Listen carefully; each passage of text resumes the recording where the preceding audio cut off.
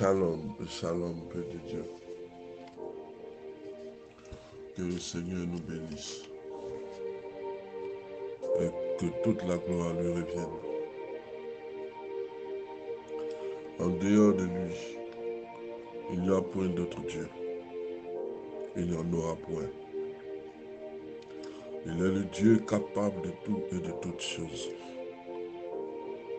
Quand nous nous réveillons ce matin, c'est que Dieu a une mission pour nous. Alors nous devons chercher la mission à laquelle l'Éternel nous a appelés. Que Dieu vous bénisse ce matin. Le thème que je veux voir avec vous, c'est la persévérance. Cherchons à connaître l'Éternel. Efforçons-nous de le connaître. Osée 6, le verset 3. Le prophète Osée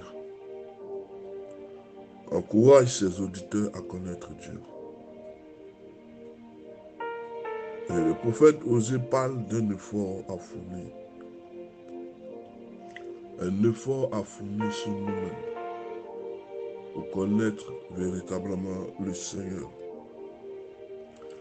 Cette dimension nous manque parfois parce que nous pensons que Dieu se révèle et qu'il faut attendre, voire espérer sa révélation. C'est vrai, certes, mais il est important aussi de comprendre qu'il faut également de notre part une volonté réelle qui, passant par la recherche, nous conduit à connaître le Seigneur de mieux en mieux. Les chrétiens, en fait tout le monde de façon générale, est appelé à connaître Dieu dans sa diversité et dans sa profondeur. Le prophète Osée dit ici que c'est un effort que nous devons faire, un effort que nous devons entreprendre pour connaître le Seigneur. En tant qu'enfant de Dieu, cela doit être de notre tâche de le connaître et de le connaître en profondeur parce que l'Éternel se révèle à nous. Et si nous cherchons à le connaître, l'Éternel va se révéler de plus en plus à nous. Pour connaître le Seigneur, il faut lire la Bible. Et même la lire entre les lignes. On ne lit pas la Bible comme un roman en l'eau de rose, un journal, je ne sais pas. Mais ce que je sais, c'est que pour mieux connaître Dieu, il faut lire la Bible. Et même la lire entre les lignes. On ne lit pas la Bible comme n'importe quel livre. Il faut avant tout de la persévérance. Parce que le texte n'est pas toujours facile à saisir. La compréhension des textes sont parfois difficiles. On ne saisit pas souvent la portée des textes. Sa compréhension parfois nous échappe. Certes, nous ne sommes pas peut-être aguerris, mais comme dit le prophète Osée, nous devons faire des efforts.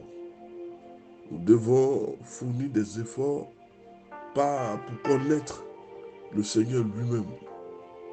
La meilleure manière de le connaître, c'est de lire la Bible. Mais ne la lisez pas comme les romans à l'eau de rose. Lisez-la entre ces lignes.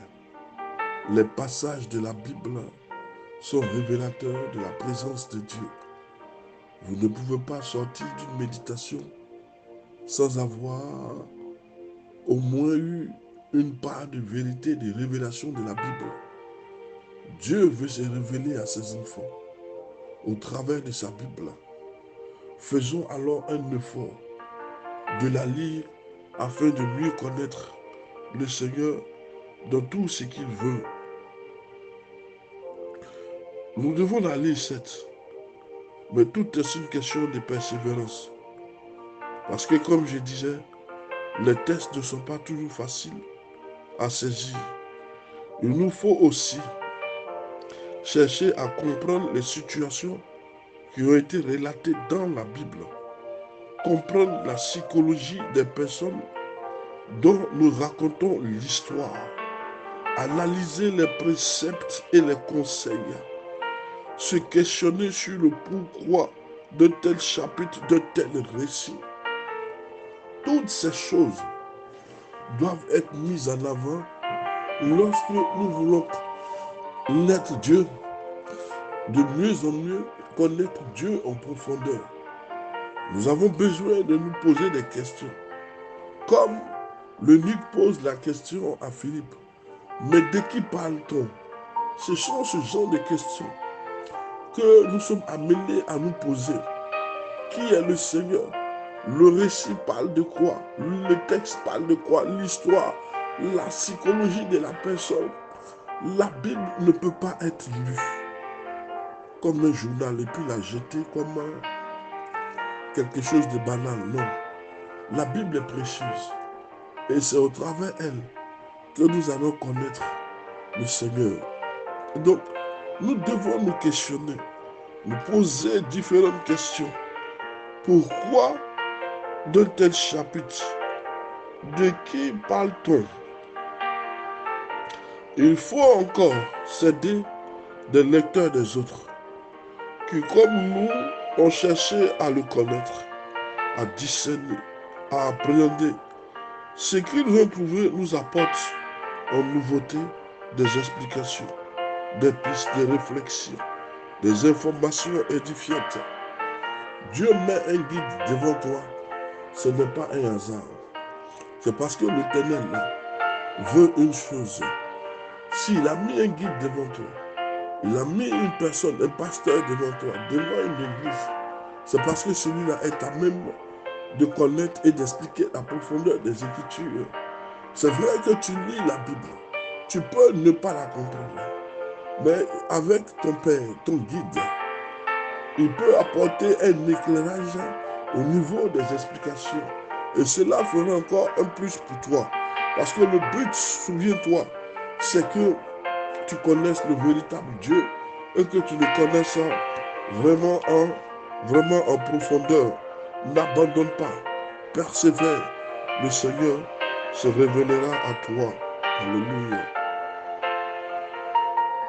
Tout cela, toutes ces recherches, toutes ces connaissances, tous ces efforts demandent de l'intelligence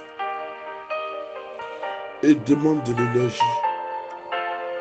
Sans parler de temps, il faut avoir le temps. Mais face à Dieu, l'Éternel, le temps devient relatif. Plus nous connaissons Dieu, plus il est facile de vivre son message et plus il devient évident que c'est le seul Dieu, le seul chemin, la seule connaissance à vivre. Dieu, naturellement, ne se cache pas. Il aime se révéler. La meilleure clé de lecture qui soit pour saisir qui est Dieu dans la Bible, c'est la prière. C'est la prière. La meilleure clé de lecture qui soit pour saisir qui est Dieu dans la Bible, c'est la prière. Celle qui réclame la lumière de l'Esprit, la présence de Dieu, afin de nous éclairer, d'éclairer notre esprit, enrichir notre compréhension, autant que notre entendement. Chaque découverte dans cette recherche sera assez stimulante pour nous encourager à aller plus loin dans la quête de la connaissance de Dieu. Et surtout, chaque perle mise en avant, mise à jour, nous convaincra de la grandeur, de la bonté de Dieu en qui nous pouvons totalement nous appuyer ou asseoir notre confiance et notre foi. Cherchez Dieu. Arrêtez de courir à gauche et à droite. Vous avez la Bible entre votre main. Lisez-la. Faute de connaissance, mon peuple périt. Mais vous avez la connaissance entre les mains et vous courez dans tous les sens. Qu'est-ce que vous cherchez? Qu'est-ce que vous cherchez? Vous avez cette connaissance entre les mains. Mais prenez du temps, comme dit le prophète Osée. Prenez du temps, efforcez-vous, asseyez-vous, posez-vous des questions. Cherchez la profondeur avec Dieu. Cherchez à mieux le connaître. Il se révélera à vous. Arrêtez de courir, cherchant des vains discours ou des prophéties quelconques. La parole est dans ta main. La connaissance de Dieu est dans ta main. Que Dieu te bénisse.